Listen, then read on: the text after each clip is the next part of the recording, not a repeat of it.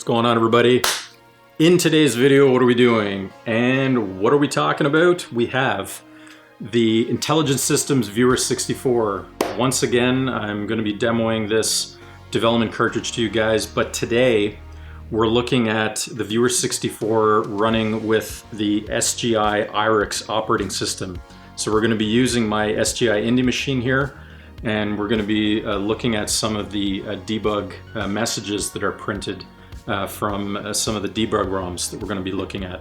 Before we dive into the video, we have to make note of the two development systems that I have on display here today. Here we have the Sony PlayStation 1 development system. This is a proprietary development system by Radical Entertainment, and that's called the GIC.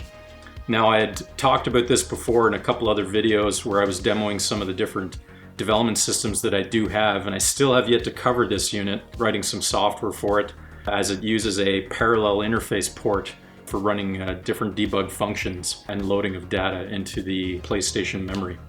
So pretty cool, pretty awesome.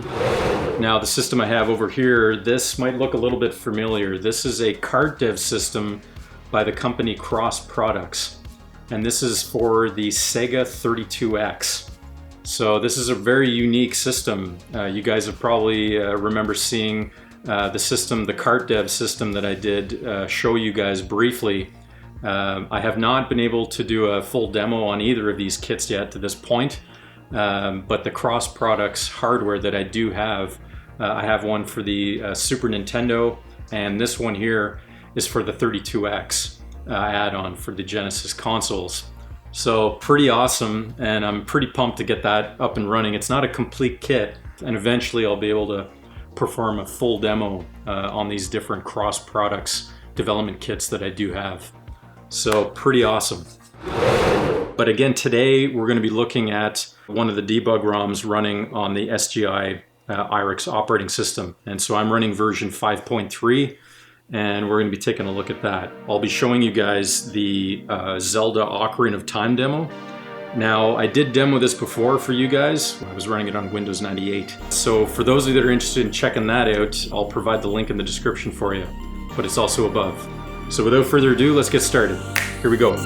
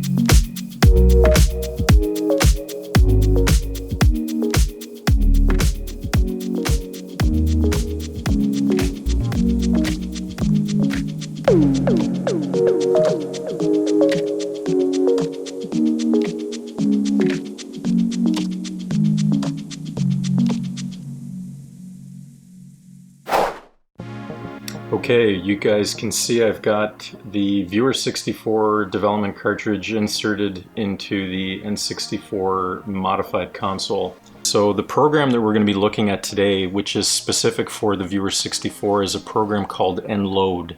So if I navigate to my NLOAD folder, change directory to ISV IRIX version 2, and if I do a list of this folder, you can see here I've got the NLOAD program as well as the Zelda Ocarina of Time debug ROM, and that's got a .n64 file extension, as well as the Zelda Majora's Mask.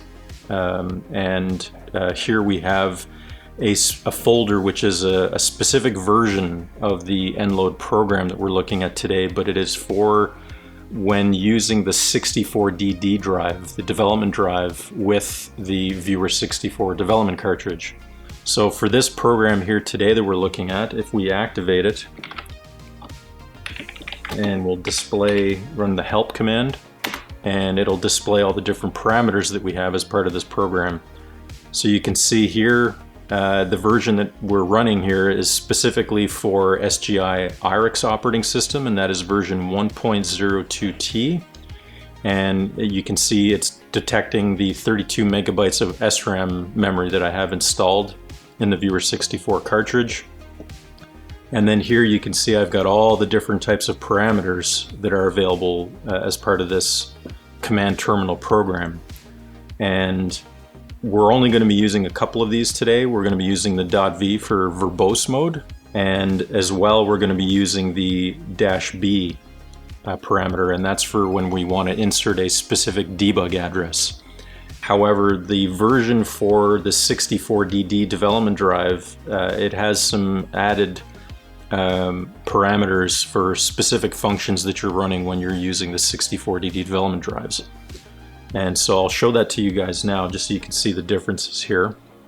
And there you can see we have some files. We have the different files, the source code files for this program, and as well the NLOAD program.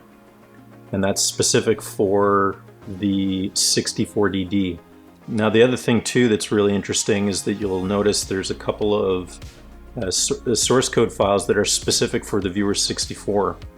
And that's these intelligent systems debug.c and intelligent systems debug.h. These source code files are used when you're using the older versions of the N64 OS and SDK, and these were requirements prior to when the debug functionality of the Viewer 64 cartridge was implemented and embedded within the N64 OS. So a lot of the time, if you're going to be trying to compile these when you're using an updated version of the N64 OS, you'll get compile errors because a lot of the source code files have been embedded within the OS and those source files there, so you get these conflicts. So you actually have to use an old version of the N64 OS and SDK in order for this to compile properly, if you are going to be attempting that. So just an FYI. But today what we're doing is I'm just going to show you some of the parameters that are available as part of the NLOAD program for the 64DD. So if we run that and we do our help command for this version, so there we go, and this version is version 1.02J, and that's the difference there. And you'll actually see how it's not actually communicating right now with my Viewer 64. So I'm not 100% sure, but I believe that this version of the software is not able to communicate with the Viewer 64 because from what I've read, there's actually a hardware modification that has to be performed on your Viewer 64 cartridge in order for this to work correctly. And so I'm still looking into that, but this program will not work without that hardware modification. So I'm not exactly sure what is involved there, but it'll be something that I'll investigate and may look into doing another demo if I get that working in the future. But you'll notice how the parameters for this version of the program are a little bit different. And as you can see here, we have some parameters that are specific for the 64DD development drive. And so we have a disk emulator. You also have a disk image file that you can use, a disk image directory, and a DD-ROM path and file name. So this is pretty awesome, knowing that we have this software available, and this might be something that I would look into demoing in the future. If there's any interest in that, let me know in the comments and I can dive into that. But today we're going to be looking at the standard NLOAD program. So now what we're going to do is we're going to load the Zelda Ocarina of Time debug ROM into the Viewer 64 cartridge, and we're going to look at some of the debug information. So we'll go ahead and load this debug ROM. And so we use the -v for verbose mode, and then we enter the name of the ROM that we're loading. So we got Zelda Ocarina of Time .N64. and then we enter the -B parameter for the debug address, 1BF80000. And so we'll hit enter and it will load the debug ROM into the SRAM memory. As you can see, it reset the N64.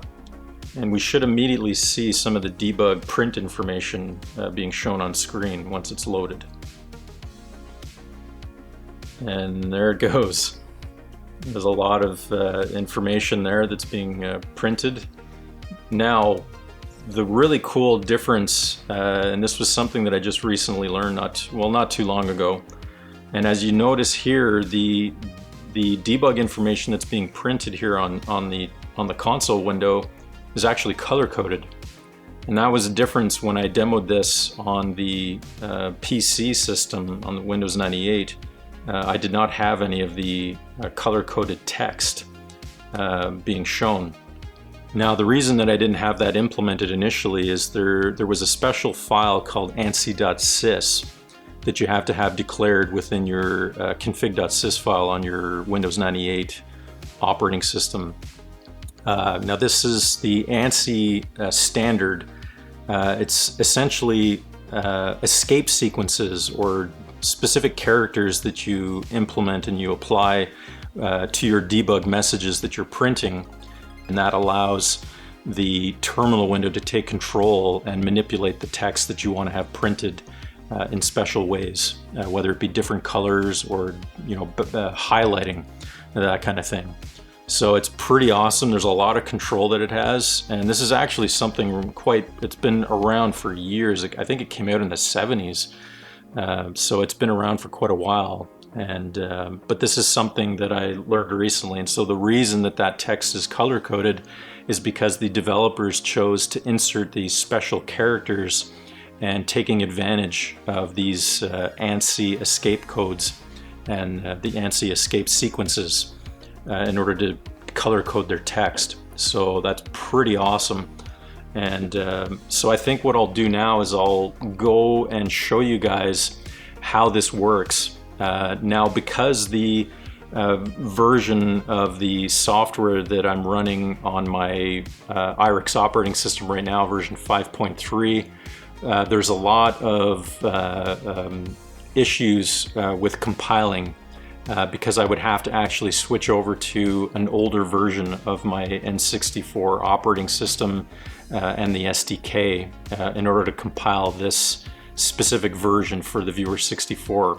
So I'm not really committed to doing that big change, but we can demo this running on the Windows operating system where I already have everything set in place for us to test and compile and change these debug messages in one of the N64 libultra demos.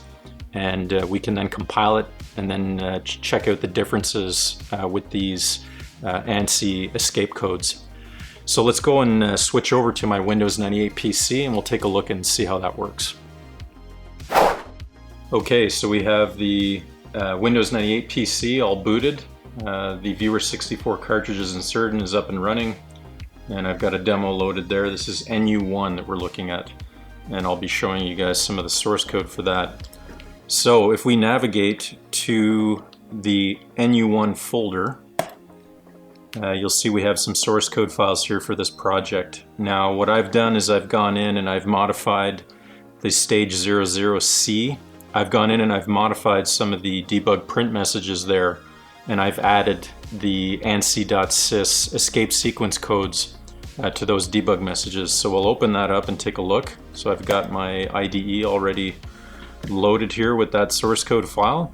So again, this is nu1.sys, and I've modified the source code here. So as you can see, I've added some variables here that we're going to be using as part of the assigning color to our debug messages. And so here are the different values that I've assigned to these variables. And these are all prefixed values as part of the ANSI.sys standard. And so you'll see how these values are used, and each of these numbers represent a specific type of color coding or highlighting for the debug text. So with the _H suffix for these variables, that's for when we're highlighting the background of our text. So we'll navigate down to one of the debug messages that I have here embedded in the code. So as you guys can see, I've got a couple of conditional statements here that I've added, and that's for both when the A button and the B button are pressed on our N64 joystick controller. So essentially what I've done is I've added this whole area here of text and these different functions here for printing a debug message. So essentially the ANSI escape code sequence is this section right here. So we have a \003 and then a bracket, and then essentially a value that we assign based on this variable here, text color. So what happens there is that the operating system in your terminal window will detect these special escape sequence codes as part of the ANSI.sys file, and it will then color code the text based on the number that you've assigned to text color. And so we can have all sorts of different types of color formatting for the debug messages that we're printing and that we have entered here within the OS sync printf function. So it's pretty cool. So as you guys can see, I've got a couple of different values that I've assigned. I have cyan color being assigned to this debug print message. And then I also have the color red being assigned here. And then I've got a couple of others where I'm actually assigning a highlighted value. And so the colors will be the color blue with a background highlight and a red background highlight. So that's on the Z trigger and the start button. So if we were to go ahead and compile this demo, we should then have different types of color highlighting for when we press the A button, the B button, the Z trigger, and the start button on our N64 joystick controller. So let's minimize this, and I'll go ahead and compile this. So here's our NU1 folder, and if I go ahead and type in make, it should go through that compile process and it will create our NU1 ROM. Okay, so that's done. So there we go. So now we have our NU1.N64 within the NLOAD folder, and then we're going to bring up our NLOAD program. So here it is here. And again, as I mentioned to you guys before when I was showing it on the IRIX software, if we were to do dir, you can see nload.exe. So this is the Windows version of that program. And so if we do nload-h for the help, you guys will see that we have, now this is version 1.37a. And so this version of the software allows us to use the OS sync printf function, and we can relay our debug messages that way. So we'll go ahead and load this. So we do our nload command with the verbose parameter and our nu1.n64 ROM, and then our debug address is actually the default. And as you guys can see here, the default is 0xb1ff0000. And so when you're using the default, you can just simply type in the -b parameter and it will default to that specific debug address. So we'll hit enter and that will load program. Okay, so it's up and running. So now if I take the joystick controller here, I've got joystick controller number 1, and I hit the A button, you can see that our text, our debug message is now printing in the color red. And then if I hit the B button, there we have the value in cyan. And it's got multiple prints there for every press because we're using a float variable within our code there for that. Now if I hit the Z trigger, you can see I've got red background highlighting. So that's pretty cool. And then as well the start button. And then we've got blue background highlighting. So pretty awesome how that works. And it's just something cool, and it's really handy if you're you know, doing specific debug messages and you want to, you know, make it a little easier to read when you're going through the debug data. So pretty awesome. And anyway, that was just something I wanted to show to you guys, and I think it's pretty cool. So that's the ANSI.sys escape sequence codes that you can embed within your debug messages. And this will work with pretty much any debug cartridge that you have, because this is a function of the operating system on your development PC. And it's not necessarily the development cartridge or the software that's doing that. This is just part of your Windows operating system. And again, that's the ANSI.sys escape sequence codes. So pretty cool, pretty awesome. So that's a wrap for today's video, guys. It blows my mind at, you know, I'm constantly finding different features, different software for a lot of the different pieces of development gear that I have, and I'm always discovering new things, which is actually pretty exciting, you know, and it gives me material to do different demos for you guys. And in the case today with the Viewer 64, we were able to look at some of the debug software running on different operating systems. So that's pretty cool. But I'm really excited at the version of this software that runs specifically with the 64DD development drive.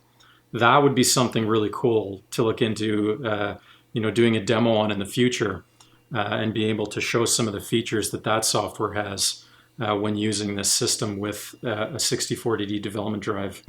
Pretty cool, pretty awesome. I want to give a big shout out to my supporters. Again, you guys are the only reason I'm here. I say it every time, but it's true. And for those of you that are interested in becoming a supporter, please visit my website, and that is behindthecode.ca, and think about becoming a supporter here at Behind the Code with Jerry. So thanks again for watching, everybody. Hit the like and subscribe if you can. It's always appreciated. And we'll see you in the next video. Take it easy, and bye for now. Ciao.